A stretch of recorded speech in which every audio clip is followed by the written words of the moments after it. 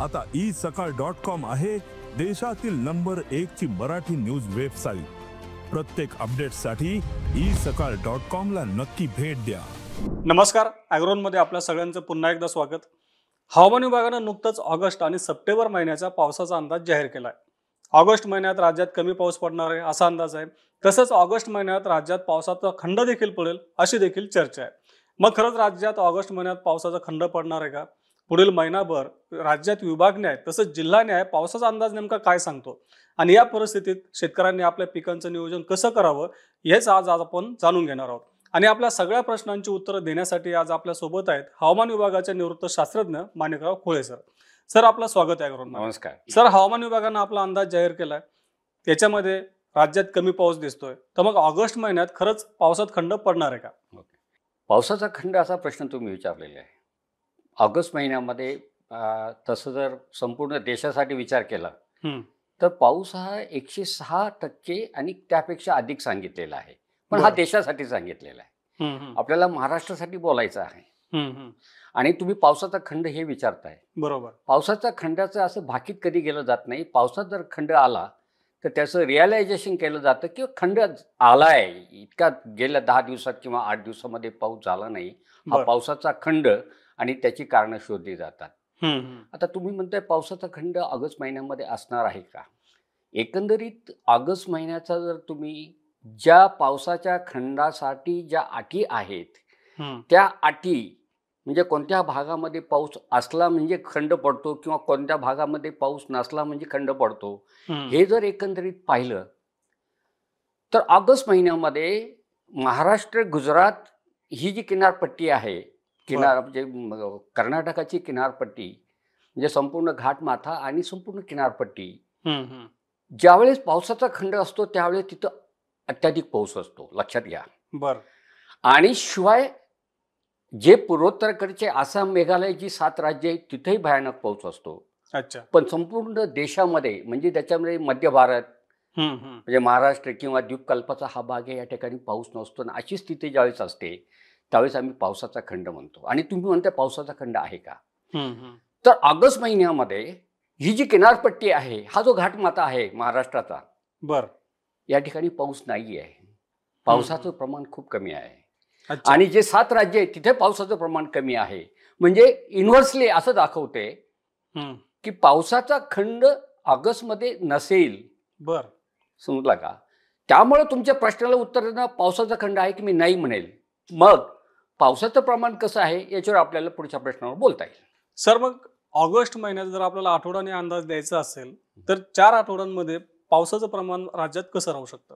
जर ऑगस्ट महिन्यामध्ये संपूर्ण 30 दिवसासाठी किंवा 31 दिवसासाठी मी जर सरासरीपेक्षा पाऊस कमी आहे असं म्हणतोय तर पहिला जो आठवडा आहे 1 तारखेपासून तर 7 ऑगस्ट पर्यंत तसा पावसाचं प्रमाण कमीच आहे संपूर्ण महाराष्ट्रामध्ये, बरोबर। आता 8 ते 15 हा जो दुसरा आठवडा, या आठवड्यामध्ये सुद्धा पावसाचं विदर्भ, मराठवाड्यात, संपूर्ण कोकणात पावसाचं प्रमाण कमी आहे। आणि मध्य महाराष्ट्रातील खानदेशमधला धुळे आणि जळगाव इथे पावसाचं प्रमाण कमी आहे, पण नंदुरबार, नाशिक, अहिल्यानगर, बीड, नंतर धाराशिवचा काही भाग आणि लातूर जिल्हा या ठिकाणी पाऊस 8 ते 15 या आठवड्यामध्ये सरासरीपेक्षा अधिक, म्हणजे पावसाचं प्रमाण जीवदान मिळण्यासाठी चांगलं असेल।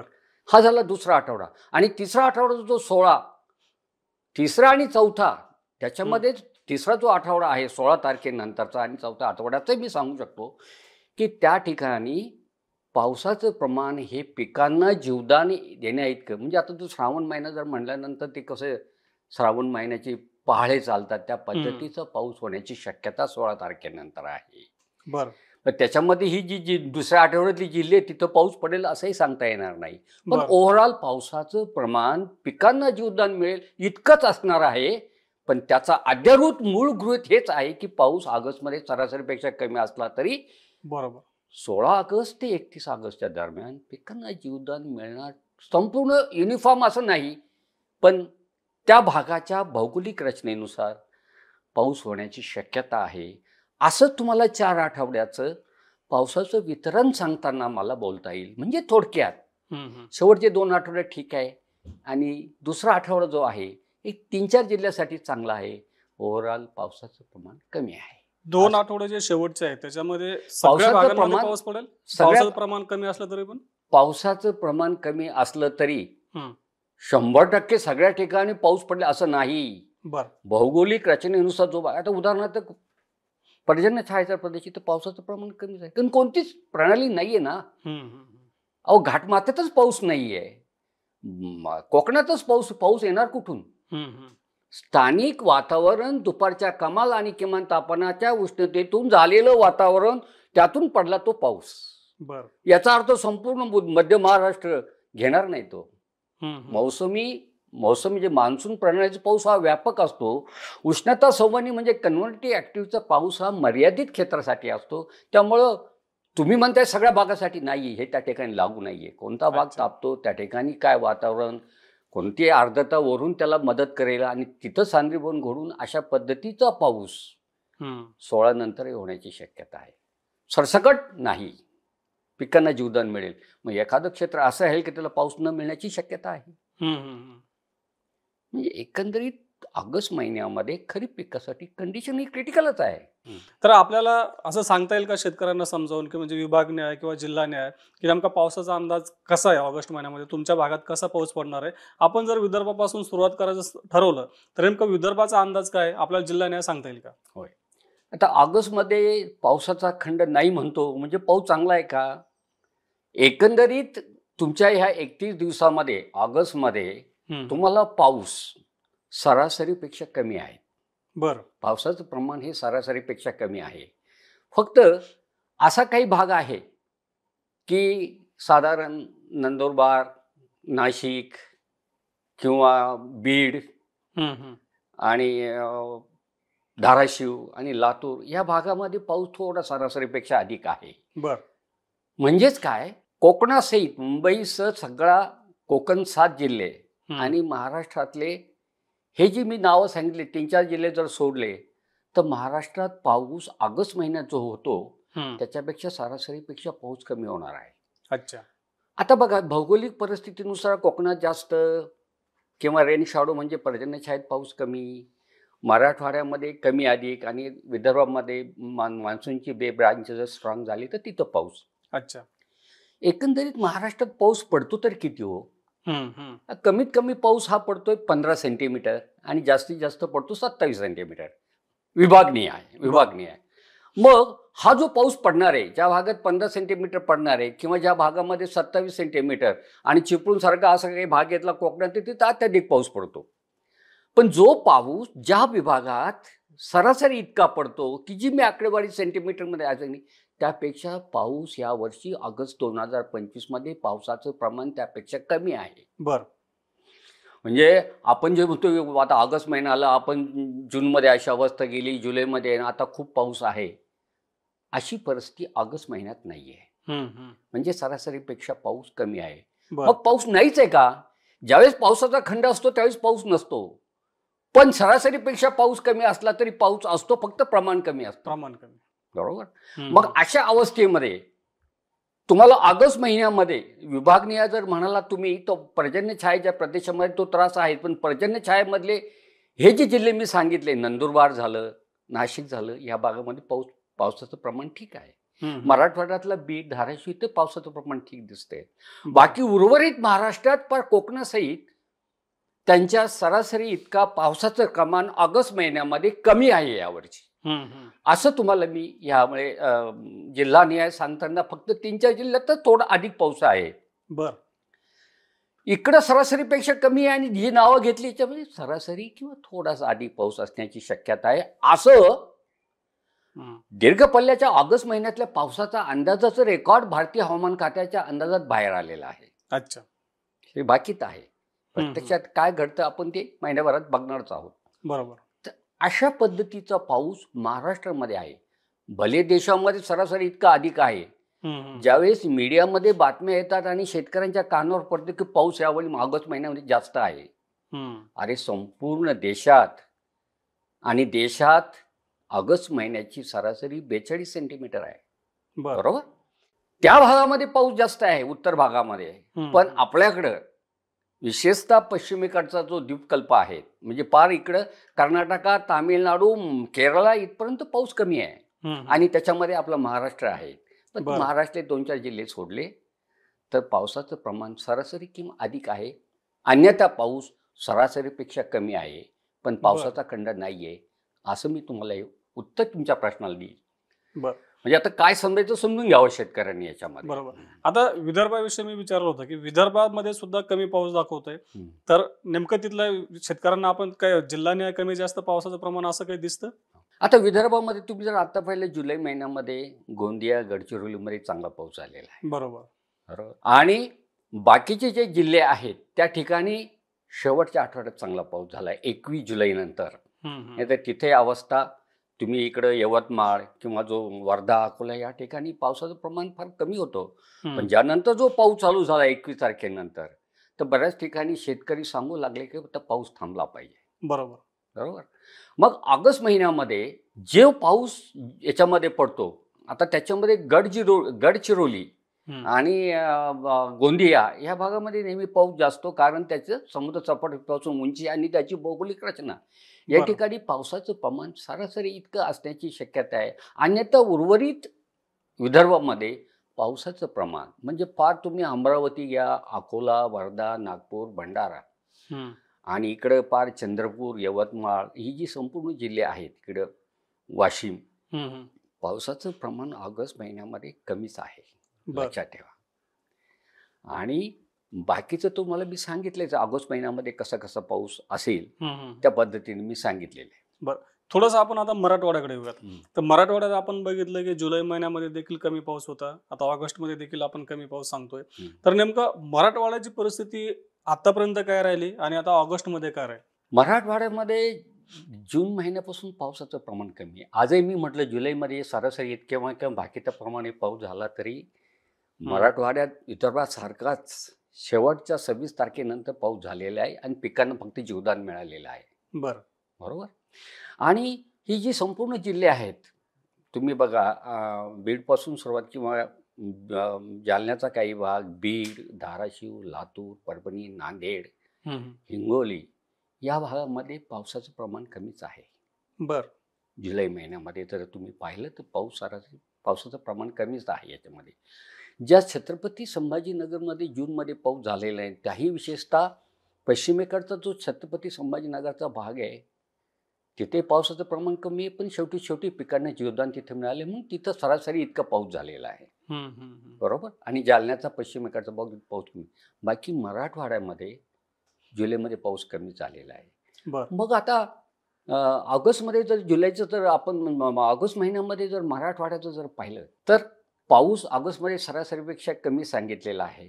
पण आता 1 ते समजा 7 हा आठवडा आणि 8 ते 15 हा दुसरा आठवडा यामध्ये जर पाहिलं तर पावसाचं प्रमाण ह्या दोन्ही आठवड्यात प्रमाण कमीच आहे. मग 16 ऑगस्ट नंतर पिकांना जीवदान मिळेल अशा पावसाची शक्यता मराठवाड्यामध्ये असण्याची शक्यता आहे. बरोबर आहे. त्यामुळं जिल्हानिहाय आणि मराठवाड्याचं बोलल्यानंतर हा प्रकार 16 ऑगस्ट ते 31 ऑगस्ट म्हणजे ऑगस्ट महिन्याच्या दुसऱ्या 15 जीवदान मिळण्या इतकं पावसाची शक्यता आहे. कारण पावसाचं प्रमाण सरासरीपेक्षा कमी आहे, पण मग पिकांना जीवदान मिळेल. पण ती परिस्थिती मराठवाड्यामध्ये सप्टेंबरमध्ये वेगळी आहे. आपण ती त्यावेळेस बोलू, कारण विषय ऑगस्ट महिन्याचा चाललेला आहे. बरोबर. हे झालं मराठवाड्याच्या बाबतीत. आता प्रश्न आलाय पुन्हा, म्हणजे तुम्ही मराठवाड्याच विचारलं. आता जर तुम्ही मध्य महाराष्ट्र आणि कोकणात जर पाहिलं तर मध्य महाराष्ट्रामध्ये आता ह्या 7 तारखेमध्ये पावसाचं प्रमाण कमीच आहे. आणि 8 ते 15 या दुसऱ्या आठवड्यामध्ये संपूर्ण महाराष्ट्रात मी जसं सांगितलं काही भागामध्ये मराठवाड्यात सोडला तर पावसाचं प्रमाण कमी असलं तरी नंदुरबार जिल्हा, नाशिक जिल्हा, अहिल्यानगर जिल्हा, बीड जिल्हा, नंतर इकडे धाराशिव, सोलापूरचा काही भाग या ठिकाणी थोडं पावसाचं प्रमाण चांगलं आहे, लक्षात ठेवा त्याच्यामध्ये. आणि उर्वरित ठिकाणी पाऊस हा सरासरी किंवा सरासरीपेक्षा कमी आहे. हे झालं मध्य महाराष्ट्र. आणि कोकणाच्या बाबतीत जर पाहिलं, कोकणात या आठवड्यापासूनच पावसाचं प्रमाण 15 ऑगस्टपर्यंत तर कमीच आहे. एकंदरीत तुम्ही संपूर्ण विभागणी आहे म्हणलं तर 1 ते 15 ऑगस्ट या 2 आठवड्यामध्ये पावसाचं प्रमाण कमी आहे. बर. आणि हेच कदाचित एकमेव कारण असेल की ऑगस्ट महिन्यामध्ये पाऊस सरासरीपेक्षा कमी असण्याची शक्यता आहे. अच्छा. मात्र दुसऱ्या 15 पिकांना जीवदान मिळण्या इतका पाऊस होण्याची शक्यता आहे.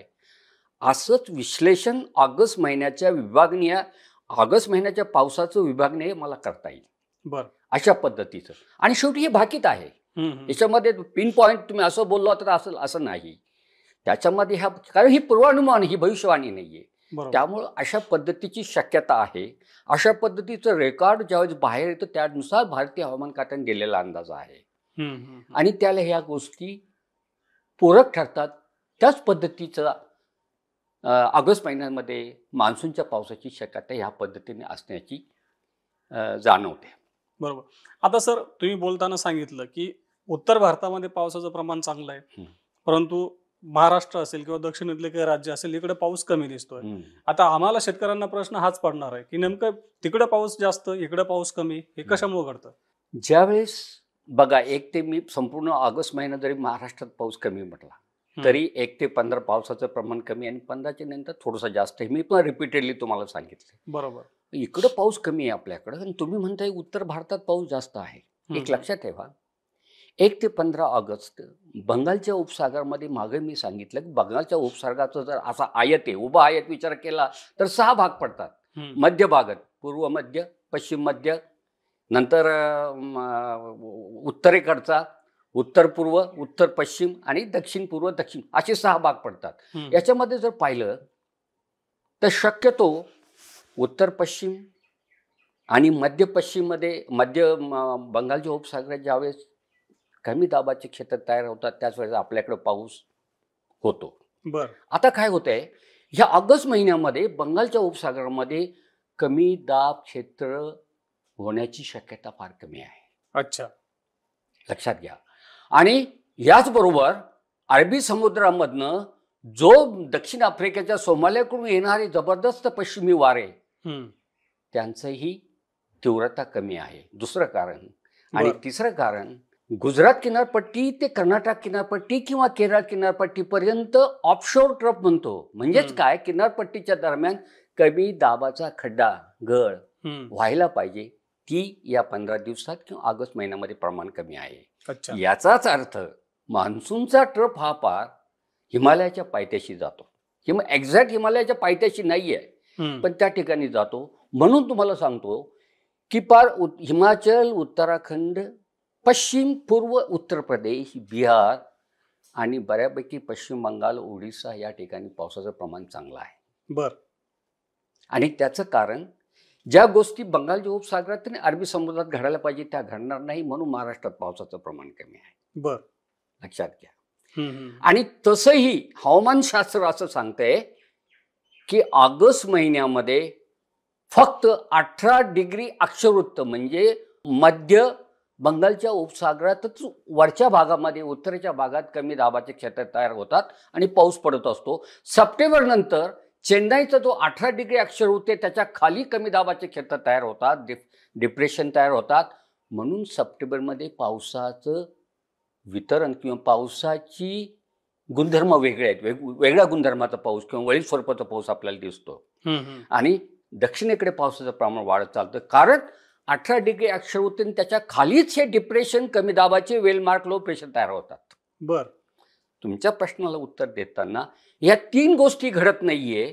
आणि जे मान्सूनचा ट्रफ आहे हा सगळा उत्तरेकडे जात आहे आणि जे कमी दाबाचं क्षेत्र पंजाब UP मध्ये होणार आहे त्यामुळं अरबी समुद्रामधलं बाष्प हे गुजरातच्या वरून म्हणजे गुजरातच्या उत्तरेकडून राजस्थान मधून त्या भागात जात आहे. लक्षात घ्या. जे काय आहे एक तर महाराष्ट्रावर येऊ देत नाही ते त्याचे प्रमाण कमी आणि जे काय आहे वाऱ्याची तीव्रता ही सरळ गुजरातला बायपास करून राजस्थान मधून ती असं उत्तर प्रदेश या ठिकाणी जाते. म्हणून त्या ठिकाणी ऑगस्ट महिन्यामध्ये चांगला पाऊस आहे. अच्छा. आणि महाराष्ट्रात पावसाचं प्रमाण कमी आहे. हेच त्याचं कारण.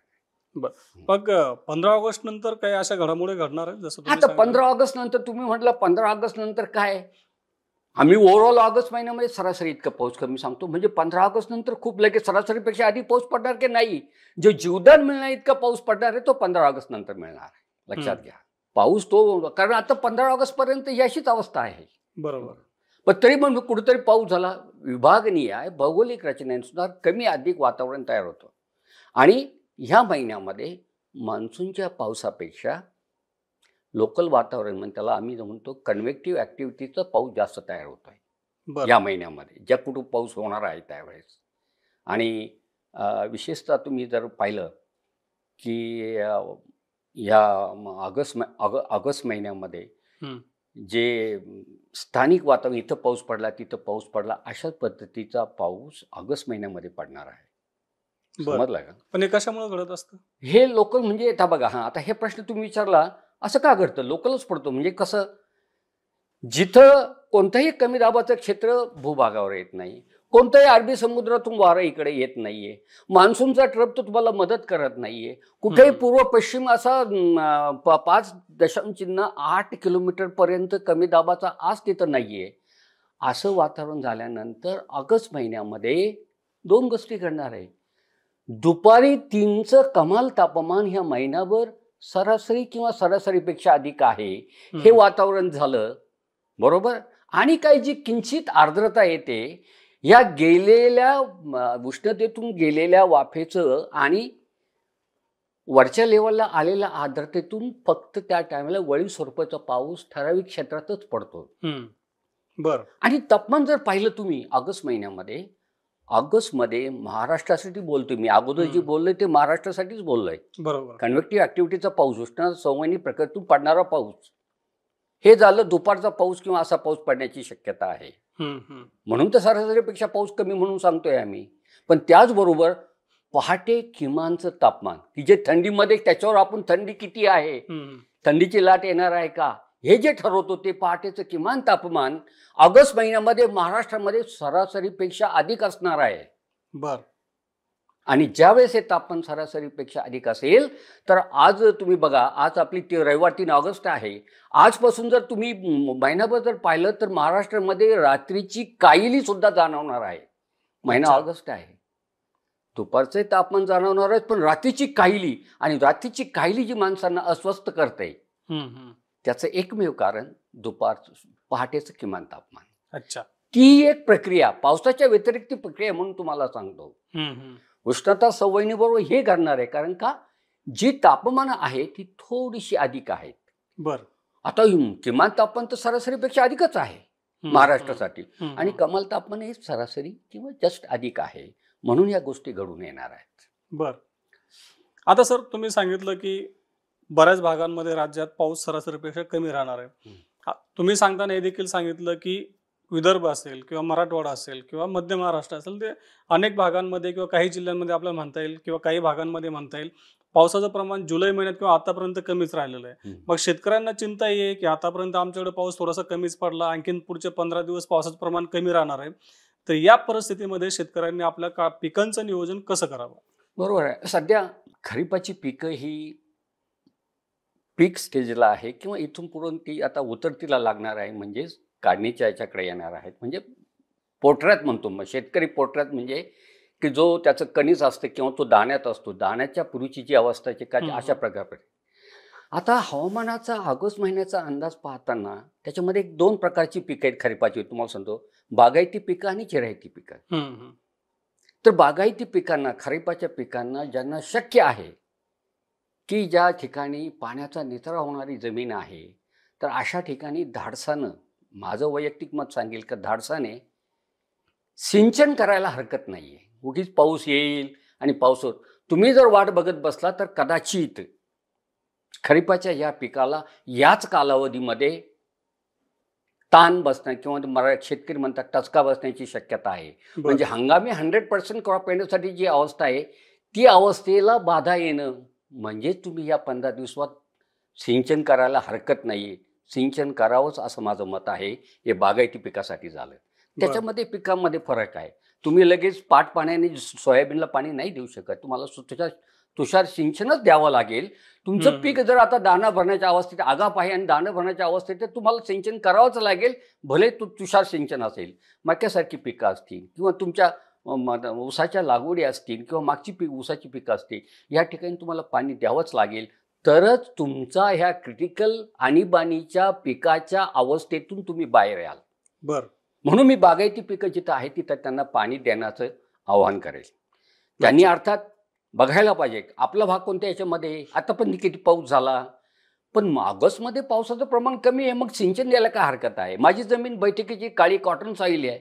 मी पावसाचं प्रमाण माझं 15 दिवस का 20 दिवस माझं पीक दम धरणार आहे का.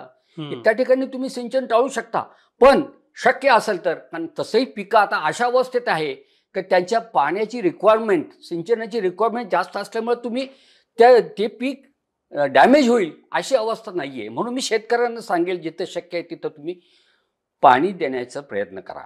बरं. पिकाला हॅम्पर होणार आहे असं माझं वैयक्तिक निर्णय शेतकऱ्यांनी घ्यावा. आणि जिरायती पिकासाठी मी एवढंच दिलासा देईल, तुमच्याकडे पाणी द्यायला जर सिंचनाला जर सवयच नसेल, पण पीक तुमचं टँक पाण्याची उपलब्ध आहे पण ती अपुरी आहेत, क्षेत्र जास्त आहे, म्हणजे नकळत जिरायत असल्यासारखंच आहे. अशा पिकांना ऑगस्ट महिन्यामध्ये जीवदान मिळेल इतकाच पाऊस होणार आहे. आणि ज्या पावसावर तुम्हाला त्या पिकाची अवस्था काय असेल ती स्वीकारावी लागेल. बरं. पीक जाईल हातातनं असा प्रकार नाही आहे, पण जीवदान मिळेल. भला त्या ठिकाणी थोडा ताण बसला तर बसू शकतो, एवढंच मी सांगेल त्यांना. त्याच्यासाठी दुसरं त्यांना काही ॲक्रोबॅटिक करता येणार नाही. त्यांना आहे ती बघतच बसावं लागेल, पण जीवदान मिळेल असं मला शेतकऱ्यांना या ठिकाणी आव्हान करता येईल. आणि बाकीच्या रब्बीचं वगैरे आपल्याला त्या पुढच्या सप्टेंबरच्या पावसामध्ये किंवा नंतरच्या पावसाबद्दल बोलता येईल. पण तुम्ही ह्या स्टेजमध्ये शेतकऱ्यांनी काय करावं, तर ही अवस्था मला असं वाटतं शेतकऱ्यांनी ही काळजी अवश्य घ्यावी असं माझं मत आहे. बरोबर. आता सर हे झालं ऑगस्टचं. आता हवामान विभागानं अंदाज दिला की ऑगस्ट आणि सप्टेंबर या दोन्ही महिन्यांमध्ये सरासरीपेक्षा जास्त पाऊस राहणार आहे. ऑगस्टमध्ये सांगितलं की पाऊस कमी आहे, मग सप्टेंबर महिन्यामध्ये चांगला पाऊस होणार आहे का? आता बघा, बरोबर आहे, म्हणजे तर्क लावून हे नाही तर हे असं. सप्टेंबरमध्ये पावसाचं प्रमाण मी म्हणेल ठीक आहे. बरं. तर सप्टेंबर महिन्यामध्ये आता एक तुम्हाला सांगतो, कोणताही म्हणजे एक हवामान तज्ज्ञ हवामानशास्त्राच्या निरीक्षणाहून सांगतो तुम्हाला, जागतिक पातळी किंवा महाराष्ट्र देशाच्या मान्सूनसाठी परिणाम करणारा एक घटक आहे इंडियन ओशन डायपोल. अच्छा. म्हणजे अरबी समुद्राचं तापमान आणि बंगालच्या समुद्राच्या पाण्याचं तापमानातील फरक हा जो आहे हा सप्टेंबर महिन्यामध्ये आता काय तो जूनपासून पहिल्यापासून तटस्थ आहे. अच्छा. पण सप्टेंबरच्या शेवटी तो नकारात्मक जाण्याचा शक्यता आहे, कारण विषय सप्टेंबरचा चाललेला आहे. बरोबर. म्हणजे साधारण ज्यावेळेस हस्त नक्षत्र आणि चित्रा नक्षत्र म्हणजे 27 सप्टेंबर ते 15 ऑक्टोबरच्या दरम्यान ज्या पावसाचा आहे त्या ठिकाणी पावसाला बाधा येण्याची शक्यता आहे. मग तो नकारात्मक म्हणजे 100% प्रॉमिनंट असा आहे का? नाही. कमकुवत असा नकारात्मक ऋण आयोडी आहे, निगेटिव्ह आयोडी आहे. त्यामुळे त्या ठिकाणी पावसाचं प्रमाण कमी होण्याची शक्यता म्हणजे शेवटच्या आठवड्यामध्ये असं धरून चालूया. मी आज अनाऊन्स करतो की बघा तुम्ही हस्त आणि चित्र नक्षत्रात पावसाचं प्रमाण कमी राहण्याची शक्यता आहे. बघूया काय होतं ते. मग 1 सप्टेंबरपासून ते 25 सप्टेंबरपर्यंत पावसाचं कसं या ठिकाणी 1 सप्टेंबर ते 25 सप्टेंबर ह्या साधारण 3 आठवड्याच्या अधिक काळामध्ये विदर्भ आणि मराठवाड्यात चांगला पाऊस आहे. बरं. आता चांगला पाऊस म्हणजे सरासरीपेक्षा अधिक पाऊस आहे. अच्छा. दीर्घ पल्ल्याच्या 4 महिन्यामध्ये 15 एप्रिलला आणि 27 मेला आपण सांगितलं होतं की मराठवाड्यामध्ये 4 महिन्यामध्ये सरासरीपेक्षा अधिक पावसाची शक्यता आहे, की जी गोष्ट जून जुलैमध्ये घडली नाही, ऑगस्टमध्ये बघायची आहे आपल्याला. आणि सप्टेंबरमध्ये काय होतंय हे बघत असताना कदाचित सप्टेंबरमध्ये मराठवाडा आणि विदर्भात अधिक पावसाची शक्यता जाणवते. आणि त्याचबरोबर कारण त्याच दरम्यान मान्सून सक्रिय होणार आहे सप्टेंबरमध्ये. जी बोंबाबोंब जे होते मी ज्या सांगितल्या प्रणाली घडून येत नाहीये, कारण मान्सून हा कमकुवत झालेला आहे. आणि तो सक्रिय होतो सप्टेंबरमध्ये. आणि त्यामुळं विदर्भ, मराठवाडा आणि मध्य महाराष्ट्रात काही भाग या ठिकाणी पावसाचं प्रमाण सप्टेंबरमध्ये चांगलं असण्याची शक्यता आहे. त्यातल्या त्यात जो रब्बीचा पाऊस म्हणताय, की जो शेतकरी म्हणून सांगतो मी, उत्तरा नक्षत्र 13 सप्टेंबर ते 26 सप्टेंबर 13 सप्टेंबर ते 26 सप्टेंबर उत्तरा नक्षत्र आहे. आणि या नक्षत्राला रब्बीचं नक्षत्र म्हणतात. रब्बीचा पाऊस आणि या दरम्यान चांगला पाऊस होण्याची, विशेषतः सप्टेंबरच्या ह्या कालामध्ये पाऊस होण्याची शक्यता जास्त आहे. त्या अगोदरचं जे पूर्वा नक्षत्र आहे पावसाचं प्रमाण आहे पण कमी आहे. पण हा जो कालावधी त्यात चांगला पाऊस होण्याची शक्यता आहे. त्याच्यामध्ये मराठवाडा पण आहे, विदर्भ पण आहे आणि मध्य महाराष्ट्राच्या भागातही पाऊस आहे. हे सप्टेंबरचं आणि अधिक आपण 1 सप्टेंबरला भेटणारच आहोत. बरोबर. त्यावेळेस डिटेल हे तुम्ही म्हणाल आता सप्टेंबरचं सांगा, ऑक्टोबरचं सांगा. अहो, हे निरीक्षण चालू असताना भारतीय हवामान खात्याला एक्झॅक्ट तंतोतंत अधिक कॉन्फिडन्स, आत्मविश्वासाने बोलता येते की 1 सप्टेंबर नंतर आम्हाला किती पावसाचं प्रमाण असेल ते सांगता येईल. ऑगस्टमध्ये मागच्या मुलाखतीत मला आपण अपेक्षित केलं होतं की ऑगस्टमध्ये चांगला पाऊस असण्याची शक्यता. प्रत्यक्षात काय झालं? सरासरीपेक्षा पाऊस कमी आला. बरोबर. त्यामुळं त्या महिन्याच्या मासिक अंदाजाच्या 1 तारखेला बोलण्यातच अचूकता आणि योग्यता आहे असं मला वाटतं. म्हणून सप्टेंबरमध्ये अत्याधिक नाही पण अधिक पाऊस सरासरीपेक्षा असण्याची शक्यता आहे असं पूर्वानुमान, भविष्यवाणी नाही, पूर्वानुमान आम्ही करू शकतो असं मला वाटतं. बरोबर. आता सरांनी आपल्याला ऑगस्ट महिन्याचा पावसाचा अंदाज समजून सांगितला की प्रत्येक आठवड्यामध्ये नेमकं कोणत्या भागामध्ये पावसाचं प्रमाण कसं राहू शकतं. आपल्या भागातल्या पावसाच्या अंदाजानुसार किंवा पडलेल्या पावसाच्या प्रमाणानुसार शेतकऱ्यांनी आपल्या पिकाचं नियोजन कसं करावं याविषयी देखील सरांनी मार्गदर्शन केलंय. सर, धन्यवाद. तुम्ही आज आम्हाला वेळ दिला, सगळ्या प्रश्नांची सविस्तर आणि सोप्या भाषेमध्ये उत्तरं दिलीत. नमस्कार.